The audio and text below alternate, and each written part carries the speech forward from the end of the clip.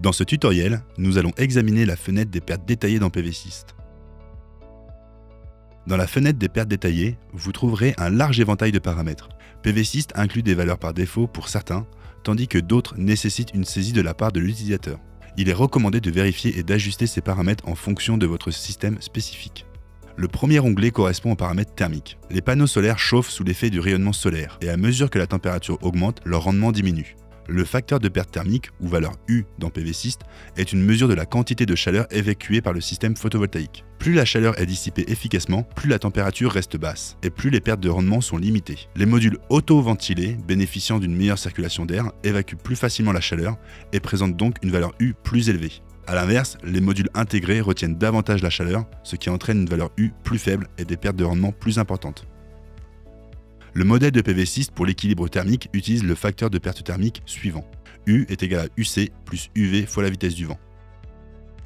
Où l'indice C représente la composante constante et V la composante liée au vent. En pratique, nous conseillons de ne pas utiliser la dépendance du vent, c'est-à-dire UV, car la vitesse du vent est généralement mal définie dans les données météorologiques et le paramètre UV est peu connu. Par conséquent, dans la plupart des cas, il est recommandé de laisser UV à 0 et d'intégrer l'effet moyen du vent dans la composante constante UC. Les valeurs U peuvent également être déterminées expérimentalement à l'aide de mesures d'irradiance et de température. PVSYST propose des valeurs par défaut en fonction des conditions de montage du système. Si la température du champ photovoltaïque est disponible dans les données météorologiques, vous aurez la possibilité d'utiliser directement ces valeurs dans la simulation au lieu d'utiliser le modèle thermique basé sur les valeurs U.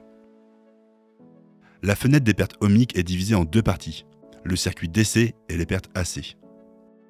Ces pertes sont principalement dues à la résistance dans le câblage, où l'énergie est dissipée sous forme de chaleur selon la formule RI carré, où R est la résistance. Ainsi, lorsque le courant augmente, les pertes augmentent de manière quadratique.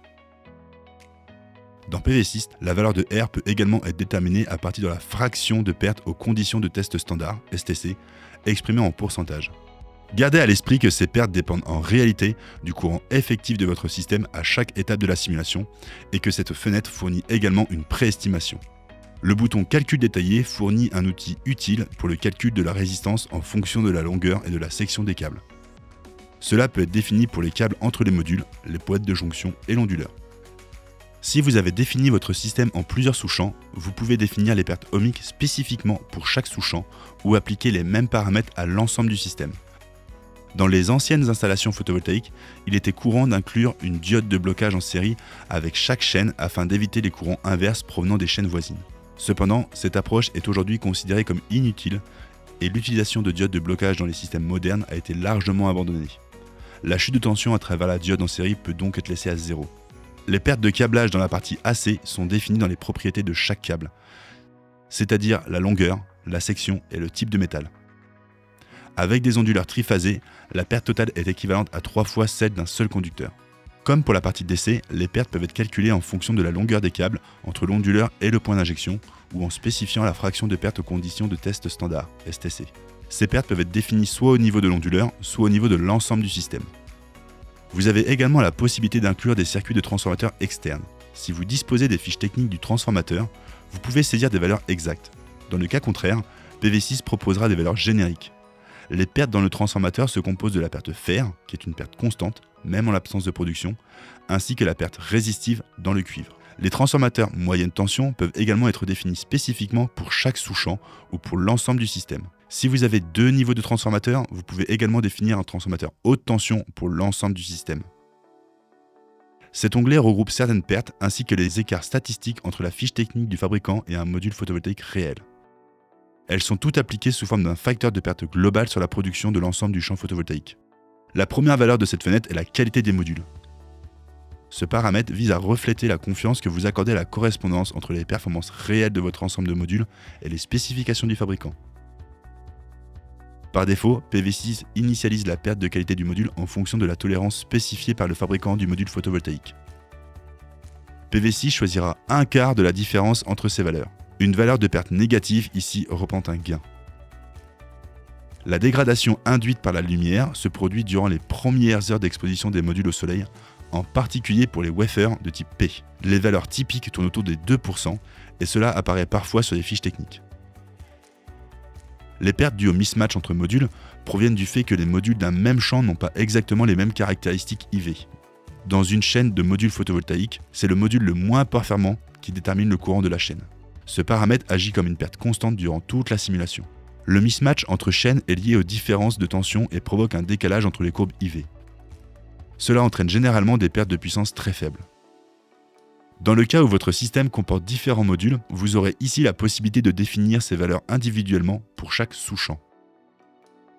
L'effet de l'encrassement peut devenir très important dans certains environnements industriels ou en climat désertique, bien qu'il soit négligeable dans les zones résidentielles en climat tempéré. La perte liée à l'encrassement peut être définie individuellement pour chaque mois afin de prendre en compte le nettoyage périodique, les périodes de pluie ou un éventuel recouvrement par la neige. L'effet d'incidence, le terme utilisé est IAM pour Incidence Angle Modifier, correspond à la diminution de l'irradiance entre celle qui atteint réellement la surface des cellules photovoltaïques et celle reçue sous une incidence normale. Cette diminution est due aux réflexions sur le verre de protection et les différentes couches du module photovoltaïque, lesquelles augmentent avec l'angle d'incidence. En principe, ce phénomène obéit aux lois de Fresnel. Le modèle IAM initial est défini à partir des paramètres du module photovoltaïque, dans la page Données supplémentaires, rubrique IAM personnalisée. Si la courbe IAM est fortement surévaluée par rapport aux lois de Fresnel, un message d'avertissement s'affichera lors de l'ouverture du fichier PAN. Une courbe IAM surévaluée peut entraîner une surestimation de la production de votre système. Si vous souhaitez modifier le modèle IAM, vous pouvez soit modifier directement le fichier PAN, soit choisir l'un des modèles proposés dans cette fenêtre. Les pertes IAM peuvent également être définies séparément pour chaque sous-champ. La consommation des auxiliaires correspond à l'énergie utilisée pour la gestion du système. Cela peut inclure des ventilateurs, des éclairages ou d'autres dispositifs électroniques dont la consommation doit être déduite de la production photovoltaïque. Il est important de noter que ces valeurs doivent exclure les auxiliaires déjà pris en compte dans la définition de l'onduleur. Les panneaux solaires se dégradent avec le temps. Cela entraîne une diminution de la puissance produite à ensoleillement égal, ainsi qu'une augmentation des pertes par mismatch. PV6 dispose d'un modèle de dégradation des modules photovoltaïques permettant de calculer ces effets. Vous pouvez effectuer une simulation du système photovoltaïque pour une année spécifique en tenant compte de la dégradation et de l'augmentation du mismatch.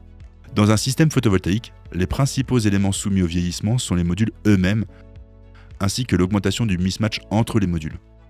Le facteur de dégradation indique la diminution attendue du rendement des modules photovoltaïques pour chaque année de fonctionnement. Vous trouverez le facteur de dégradation global ainsi que le facteur de dégradation lié au mismatch dans la section Paramètres en simulation. Ces valeurs s'appliquent à un module photovoltaïque individuel pour l'année de simulation spécifiée.